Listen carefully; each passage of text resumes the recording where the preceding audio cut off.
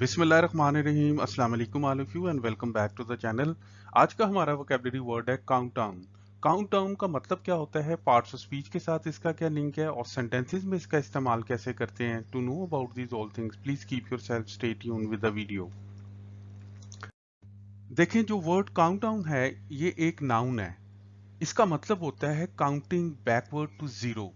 जैसे अक्सर आप बच्चों से कहते हैं ना कि चलें जी अब रेस स्टार्ट करते हैं, मैं गिनने लगूं 3, 2, 1, 0, तो बच्चे वो काम स्टार्ट कर देते हैं।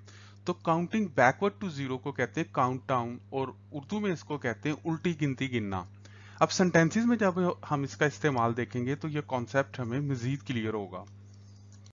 देखें, मिसाल के तौर पे आप कहते हैं we are going to begin the final countdown, कि अब हम फाइनल काउंटडाउन शुरू करने लगे हैं, अब काम शुरू होने लगा है।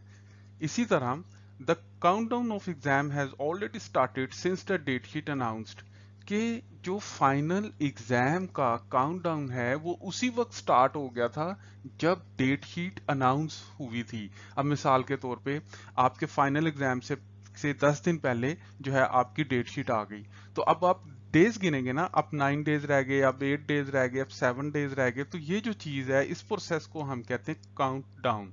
तो मेरा ख्याल है जो काउंट डाउन है ये कॉन्सेप्ट आपको क्लियर हो गया। So thank you so much guys for watching the video. If you like the video please hit the like button and don't forget to subscribe the channel. Inshallah next video gonna come in here again with new word. Till then take care of yourself. Allah Nigaban.